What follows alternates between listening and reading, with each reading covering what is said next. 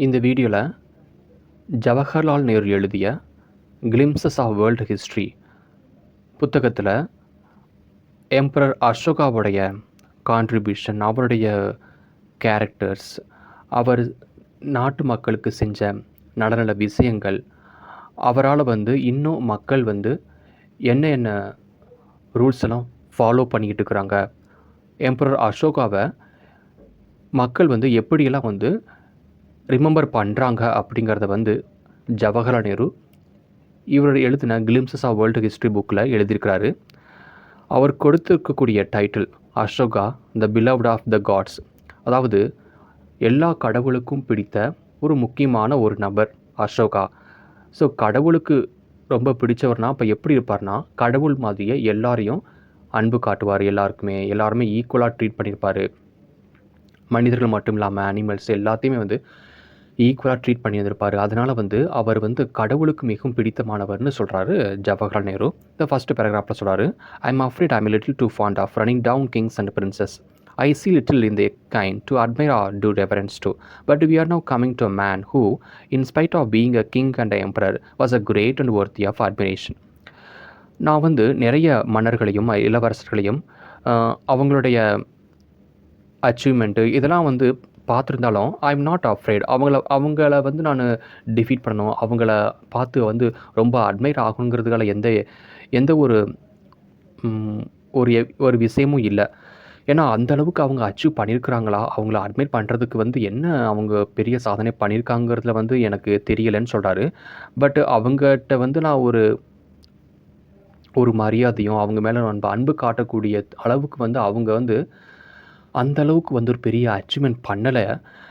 But we are now coming to man. ஆனால் இப்போ நான் ஒருத்தரை பற்றி நான் பேச போகிறேன். அவருக்கு அவர் எப்படி பார்த்தீங்கன்னா great and worthy of admiration எல்லாம் அவருக்கு தான் சேரும். அவர் தான் worthy of being the king and being the emperor. மற்றவங்களாம் சும்மா அப்படிங்கிற மாதிரி சொல்கிறாரு.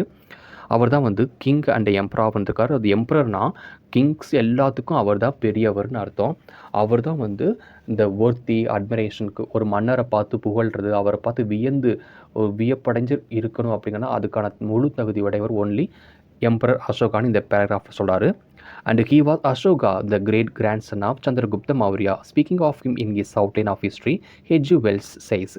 ஹெஜ் வெல்ஸ் ஒரு ஹிஸ்டோரியன், ஒரு பிரிட்டிஷ் நாவலிஸ்ட் அண்ட் ஹிஸ்டரியன். அவர் சொல்கிறாரு, அசோகா யாருன்னு பார்த்தீங்கன்னா சந்திரகுப்த மௌரியாவுடைய மூத்த பேரன் தான். அதாவது கிரேட் கிராண்ட்சன்னா மௌரியா வம்சத்தில் இருந்து வரக்கூடிய சந்திரகுப்த மௌரியாவுடைய கிரேட் கிராண்ட்சன் தான் அசோகா. அவரை பற்றி ஹெஜ் வெல்ஸ் என்ன பேசுகிறாருன்னா, amidst the tens of thousands of names of monarchs that crowd the columns of history, their majesties and graciousness and serenities and royal highness and like, the name of Ashoka shines almost alone, a star from the Volga to Japan. His name is still honored China, Tibet and even India. Though it has left his doctrine, preserve the tradition of his greatness. More living men cherish his memory today than have ever heard the names of Constantine and Charlemagne. Charlemagne கான்ஸ்டன்டினோபிளுடைய அந்த கண்ட்ரியை விட அசோகா நிறைய கண்ட்ரியை rule பண்ணியிருக்காரு. Tibet, China, இந்தியாவிலலாம் இவருடைய name Japan வரைக்கும் இவர் பெயர் இன்னும் ஒரு நட்சத்திரம் மாதிரி ஒழிச்சிக்கிட்டு இருக்குது. இந்த நாட்டில் தௌசண்ட்ஸ், அதாவது ஆயிரக்கணக்கான மன்னர்கள் இந்த ஆண்டு போயிருக்காங்க. மக்கள் கூட்டமாக அவரை அட்மைட் பண்ணியிருப்பாங்க. பட் அசோகாவை அவர் தனியாக தெரிகிறார். எப்படின்னா வானத்தில் இருக்கக்கூடிய ஒரு நட்சத்திரம் மாதிரி ரொம்ப இன்னும் ஷைனிங் ஆகிட்டே இருக்கிறார். மக்கள் இன்னும் அவர் கொண்டு வந்த ஃபிலாசபி, அவர் கொண்டு வந்த அந்த வழிகளை இன்னும் ஃபாலோ பண்ணிகிட்டே இருக்கிறாங்க. அதுதான் மக்கள் இன்னும் நினச்சி பார்த்துட்டு இருக்காங்க. அவர் செஞ்ச செயல்களை இன்னும் கண்டினியூ பண்ணனா அதன் மூலமாக அசோகா நினச்சி பார்த்து கொண்டே இருக்கிறாங்க. நாடுகள் ஜப்பான் முழுவதும் அவருடைய பெயர் ஒழித்து கொண்டு இருக்குது. அவருக்கு இன்னும் மக்கள் மரியாதை கொடுத்துட்ருக்காங்க. இந்த ஹெஜ் வெல்ஸ் இந்த பேராகிராஃபில் நினைவுபடுத்துகிறாரு. This is high praise indeed. இது முழு ஒரு புகழ்ச்சியை உண்டு பண்ணக்கூடியதுக்கான ஒரு வார்த்தை தான் இது. But it is deserved. அவருக்கு தகுதியானது தான். For an Indian it is an especial pleasure to think of this period of Indian history. இந்திய மக்களுக்கு ஒரு மிகவும் பெருமைப்படக்கூடிய ஒரு பீரியட் அப்படின்னா அசோகாவுடைய பீரியட் தான். Chandragupta died nearly 300 years before the Christian era began. Christian era ஆரம்பிக்கிறதுக்கு முன்னாடியே சந்திரகுப்தா 300 வருஷத்துக்கு முன்னாடி இறந்து போயிட்டார். He was succeeded by his Bindusara. Bindusar தான் அவரோட பையன்.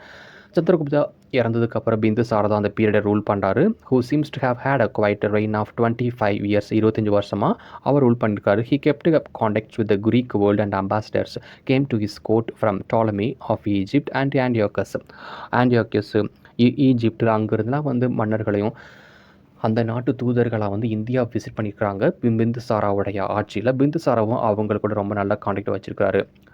And who was the son of Seleucus of Western Asia. There was trade with the outside of the world, and it said the Egyptians used to dye their cloth with indigo from India. இந்தியாவிலேருந்து தயாரிக்கப்பட்ட indigo cloth தான் வந்து Egypt வந்து கொண்டு போயிருக்கிறாங்க. அங்கெல்லாம் மம்மிகள், அதாவது இறந்து போன உடல்களை வந்து ரொம்ப ப்ரிசர்வ் பண்ணுறதுக்காக பயன்படுத்தக்கூடிய துணிகள் வந்து இந்தியாவில் அந்த காலத்தில் வந்து அவருடைய பீரியடில் வந்து தயாரித்ததாகவும், it is also stated that the wrapped their mummies in Indian muslins. Muslin ஒரு கைண்ட் ஆஃப் கிளாத். அந்த கிளாத்தை வச்சு இறந்து போன உயிர்களை வந்து ரொம்ப ப்ரிசர்வ் பண்ணி வச்சுருப்பாங்க. அந்த துணி வந்து அசோகா பீரியடில் தான் வந்து தயாரிக்கப்பட்டது. அது ஈஜிப்டில் வந்து இந்தியாவிலேருந்து ஈஜிப்டு என்ன பண்ணியிருக்கிறாங்கன்னா கொண்டு போயிருக்கிறாங்க. அங்கேருந்து வியாபாரம் நடந்திருக்குது. Some old remains have been discovered in Bihar. பீகாரில் பார்த்தீங்கன்னா அசோகா பீரியடில் பயன்படுத்தின பொருட்கள் எல்லாம் சமயத்தில் வந்து கண்டுபிடிச்சதாகவும், which seemed to show that some kind of glass which was made there even before the Mauryan period. It will interest you to know the Megasthenes, the Greek ambassador who came to the court with Chandragupta, who writes about Indian love of finery and beauty, and especially notes the use of the shoe to add to one's height. So high heels are not entirely modern invention. Megasthenes வந்து Greek ambassador. அவரும் வந்து சந்திரகுப்த மௌரியா கூட ரொம்ப close contact வச்சுருக்கிறாரு. அவர் இந்தியனுடைய beauty, India வந்து மக்கள் எப்படியெல்லாம் லவபுளாக இருந்திருக்கிறாங்க, அவங்கள பியூட்டியை பற்றி ரொம்ப வர்ணிச்சுக்கிறார் அவருடைய புத்தகத்தில். அந்த காலத்தில் வந்து அவர் என்ன சொல்லியிருக்காருனா, அதாவது ஹை ஹீல்ஸ் வந்து அந்த காலத்தில் மக்கள் பயன்படுத்தினாகவும், ஸோ ஹை ஹீல்ஸ் வந்து இப்போ தற்சமயம் கண்டுபிடித்த ஒரு மாடர்ன் இன்வென்ஷன் கிடையாதுன்னு சொல்கிறாங்க. அந்த காலத்தில் ஹை ஹீல்ஸ் போட்ட செப்பல்ஸ் தான் மக்கள் பயன்படுத்திருக்காங்க. Ashoka succeeded Bindusara in 268 BC to a great empire. Bindusara இறந்ததுக்கப்புறம் அசோகா வந்து 268ஆம் ஆண்டு என்ன பண்ணிக்காருனா ஆரியனில் ஏறாரு. which included the whole of North and Central India and extended right up to Central Asia. Central Asia வரைக்கும் நார்த்து அப்புறம் கம்ப்ளீட்டாக வந்து அந்த சென்ட்ரல் ஏசியா வந்து அசோகாவுடைய கண்ட்ரோலில் தான் இருந்துச்சு. With desire and bringing in to his empire the remaining parts in south, east and south. He started the conquest of Kalinga in the 9th year of his reign. 9வது வருடத்தில் அவரோட ஆட்சியுடைய 9வது வருஷத்தில் கலிங்கா கூட சண்டை போரிடுறாரு. Kalinga lay on the east coast of India. கிழக்கு கடற்கரை பகுதியில் தான் அந்த கலிங்கா இருந்திருக்குது. இப்போ இருக்கக்கூடிய Odisha. Between Mahanadi, Godavari and Krishna river. இந்த நதிகளுக்கு இடையில் இருக்கக்கூடிய கலிங்காங்கிற இடத்துல தான் வந்து சண்டை நடந்துச்சு. அந்த ஏரியாவை தான் அசோகா தன்னுடைய கட்டுப்பாட்டில் வச்சார். People of Kalinga fought bravely. அந்த கலிங்கா மக்கள் ரொம்ப தைரியமாக சண்டை போட்டாங்க. They were ultimately subdued after terrible slaughter. நிறைய மக்கள் வந்து கலிங்கா போரில் சண்டை போடும்போது கலிங்கா வாரோட சம்மந்தப்பட்ட மக்கள் நிறைய பேர் இறந்துட்டாங்க. This war and slaughter affected Ashoka so deeply that he was disgusted with war and all its works. Henceforth there was to be no war for him. Kalinga போரில் அசோகா சண்டை போட்டதுக்கப்புறம் கலிங்கா வாரில் இருக்கக்கூடிய அந்த கலிங்கா பகுதிகளை சேர்ந்த மக்கள் வீரர்கள் எல்லாருமே இறந்து போயிட்டாங்க. பல ஆயிரம் மக்கள் இறந்து போனதை பார்த்து அசோகா வந்து தன்னுடைய குணத்தை மாற்றிட்டார். இனிமேல் வார் பண்ணக்கூடாது, போர் இன்னொரு நாட்டு கூட சண்டை போட்டு மக்களை அழிக்கக்கூடாதுன்னு சபதம் எடுத்துக்கிட்டாரு. Nearly the whole of India, except a tiny tip in the south, was under him, and it was easy enough for him to complete the conquest of this little tip, but he refrained. According to H.G. Wells, he is the only military monarch on record who abandoned. அதாவது எல்லா பகுதிகளையும் தன்னோட கட்டுப்பாட்டில் வச்சுக்கிட்டாரு. But சவுத்தில் மட்டும் சிறிய பகுதிகள், தமிழ்நாடு மாதிரியான சில பகுதிகளை மட்டும் அசோகாவால் கண்ட்ரோல் பண்ண முடியலை. ஏன்னா அவர் என்ன பண்ணிட்டார்னா, தமிழ்நாட்டு பக்கத்தில் வந்து அவரால் சண்டை போடுறதுக்கு அவர் நிப்பாட்டிட்டார். கலிங்கா போரில் நடந்த அவ்வளோ மக்கள் இறப்பை பார்த்த உடனே அப்படின்னு சொல்லி ஹெச்ஜி வெல்ஸ் தன்னுடைய புத்தகத்தில் வந்து மென்ஷன் பண்ணுறாரு. விக்டரி, அதாவது இவர் தான் வந்து உலக மக்கள், அதாவது உலக மன்னர்களை வந்து ஒரு வார் நடந்ததுக்கப்புறம், வெற்றி அடைஞ்சதுக்கப்புறம் இனிமேல் வார் செய்ய மாட்டேன்னு சொல்லிட்டு சொன்ன ஒரே ஒரு எம்பரர்னா அது அசோகா அப்படின்னு ஹெச்ஜி வெல்ஸ் சொல்கிறாரு. Fortunately for us, we have Ashoka's own words telling us of what he thought and what he did. Its numerous edicts and which were carved out in the rock or on metal. We still have his messages to his people and his posterity. You know that there is such an Ashoka pillar in the fort of Allahabad. There are many others in our province. Ashoka வாரில் சண்டை போட்டது மட்டும் கிடையாது, அது ஜெயிச்சதில் மட்டும் கிடையாது. அவருடைய பல நன்மைகள் என்னென்னு பார்த்தீங்க அப்படின்னா, அவர் சில கட்டளைகளை விட்டிருக்காரு மக்களுக்கு. என்னென்ன கட்டளைகள் பார்க்கலாம். அதே மாதிரி எங்கெங்கெல்லாம் அவர் ரூல் பண்ணாரோ அங்கெல்லாம் பாறைகளில் வந்து அந்த கட்டளைகளை வந்து பதிச்சு வச்சிருக்கிறாரு. இது அப்போ உள்ள மக்களுக்கு மட்டும் கிடையாது, இனிமேல் வரக்கூடிய ஃப்யூச்சர் பீப்புளுக்கும் வந்து அசோகாவுடைய கட்டளையை ஃபாலோ பண்ணணும்னு விருப்பப்பட்டிருக்கிறாரு. அலகாபாத்தில் வந்து அவர் நினைவாக வந்து ஒரு அசோகா பில்லர் வந்து நிரூபிச்சிருக்கிறாங்க.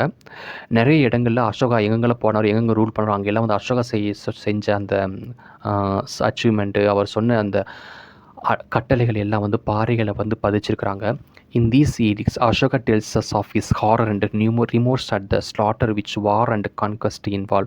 The only true conquest, he says, is the conquest of self and the conquest of men's hearts by the dharma.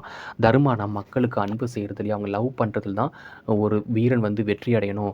வாரில் சண்டை போடுறது மூலமாக வரக்கூடிய வெற்றி வந்து வெற்றியே கிடையாதுன்னு சொல்கிறாரு. But I shall quote for you some of these edicts. They make fascinating reading and they will bring Ashoka nearer to you. இப்போது அசோகாவுடைய ஈடிக்ட், அவருடைய கட்டளைகளை படிக்கும்போது நம்மளும் என்ன பண்ணலாம், அசோகாவுடைய குணங்கள் நமக்கு வரும் அப்படின்னு ஒரு நம்பிக்கையோட சொல்கிறாரு. என்ன சொல்கிறாருன்னு பார்த்தீங்கன்னா, Kalinga was conquered by his sacred and grace his majesty. So runs on edict. When he had been consecrated 8 years, 150,000 persons were then carried away captive. 100,000 were there slain. Many times that number died.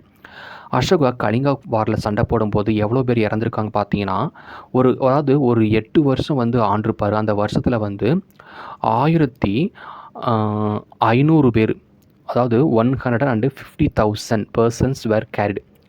அதாவது ஒரு 10,000, 15,000, ஒரு 50,000 மக்களை வந்து கடத்திட்டு தன் நாட்டுக்கு வந்து நாடு கடத்திருக்கிறாகவும், ஒரு 1500 பேர் அந்த வாரில் சண்டை போட்டு மரணம் அடைஞ்சாங்கன்னு சொல்கிறாங்க.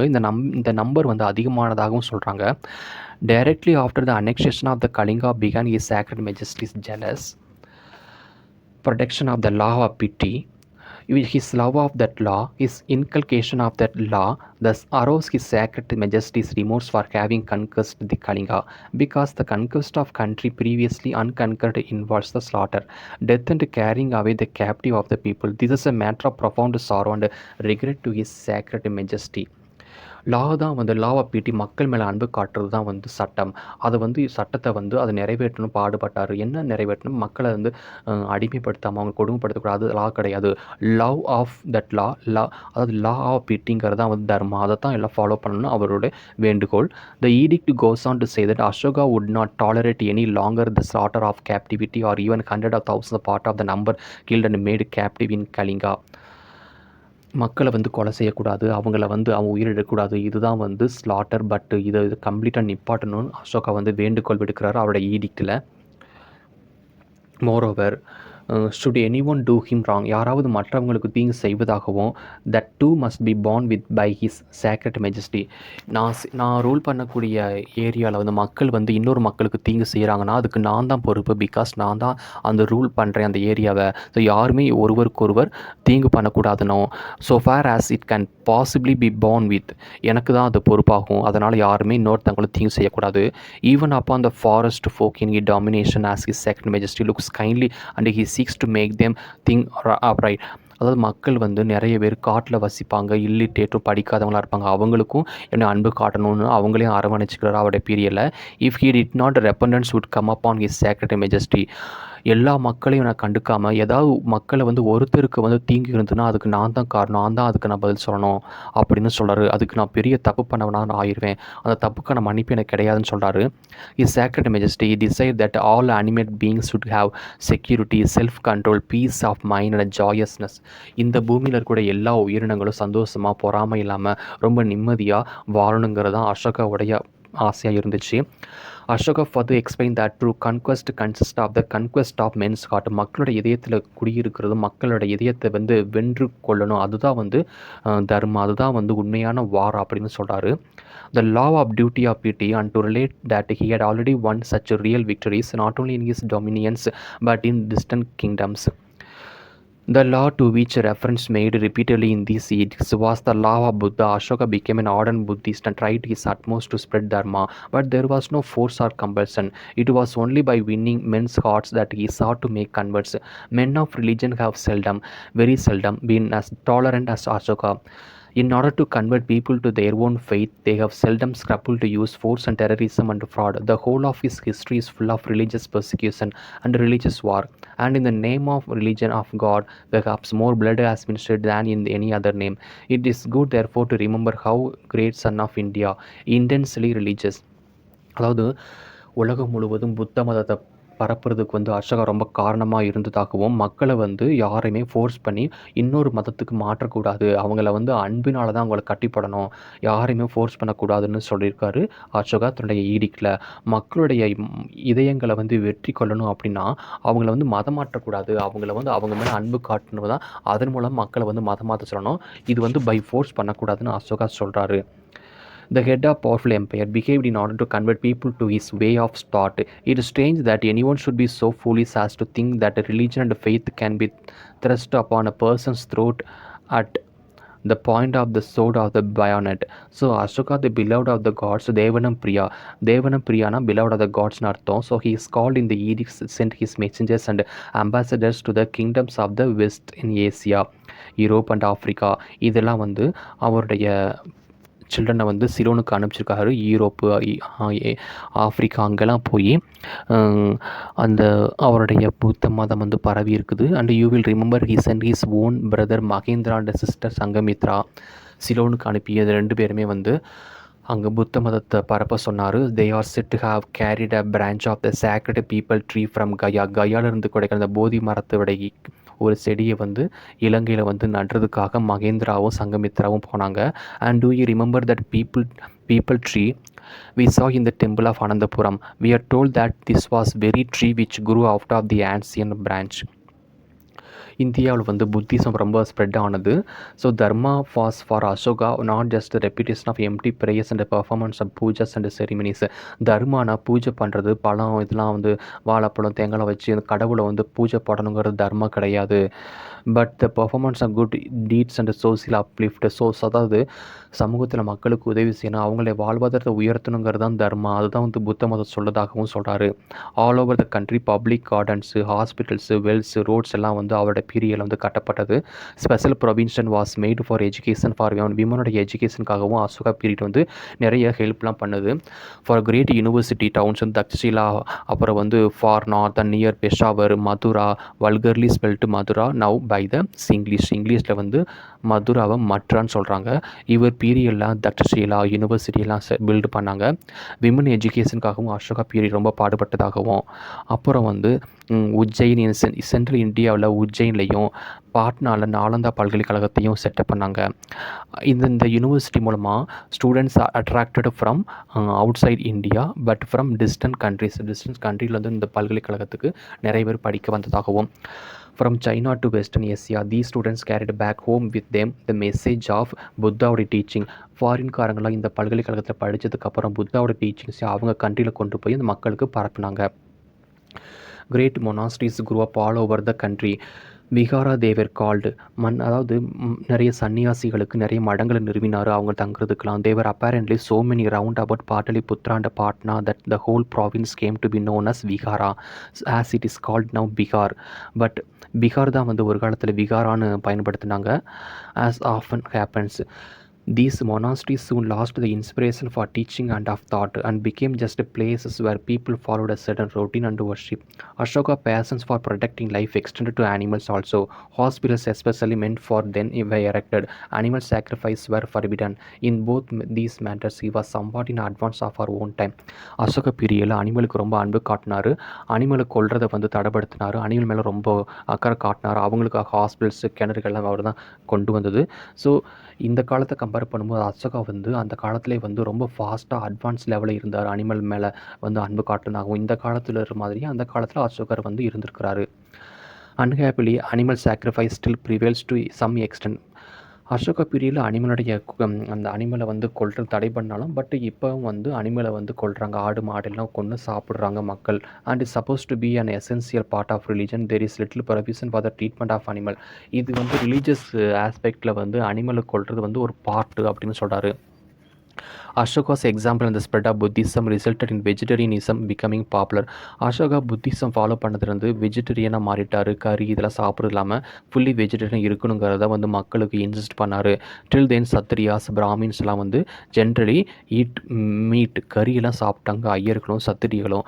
ஆனால் அசோகா சொன்னதுக்கப்புறம் அவங்க எல்லாம் வந்து என்ன பண்ணிட்டாங்கன்னா சாப்பிட்றத நிப்பாட்டிட்டாங்க. ஆல்கஹாலிக் எல்லாம் வந்து அவங்க சாப்பிட்டாங்க. அசோகாவுடைய ரிக்வெஸ்ட்டை அவங்க எல்லாம் ஸ்டாப் பண்ணிட்டாங்க. So Ashoka ruled for 38 years. ஒரு 38 வருஷம் அவர் ரூல் பண்ணார். Trying is utmost to promote peacefully the public good. மக்களுடைய நலனுக்காக தான் அவர் ரொம்ப அமைதியாக ஆட்சி செஞ்சார். He was always ready for public business at all times and at all places. Whether I am dining or on the ladies apartments, in my bedroom or in my closet, in my carriage or in my place gardens, the officer reporter should keep me constantly informed of the people's business.